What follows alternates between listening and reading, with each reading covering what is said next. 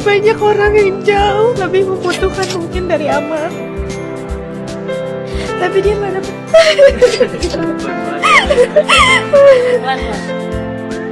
Makasih. Jadi banyak adik-adik.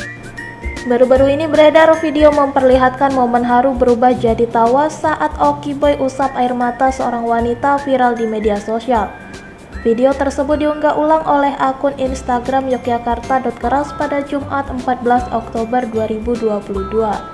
Tampak dalam video beberapa pria dan seorang wanita sedang menjelaskan keadaan dari Oki Boy. Wanita itu menjelaskan dengan rasa haru sampai membuat nangis dirinya.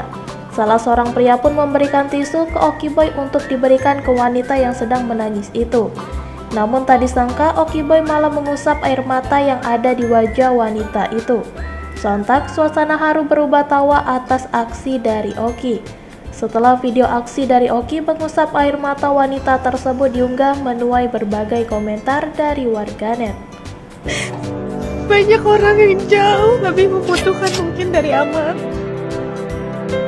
tapi dia nggak dapat.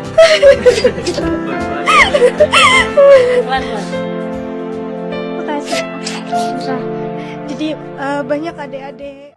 Terima kasih sudah nonton. Jangan lupa like, subscribe, dan share ya.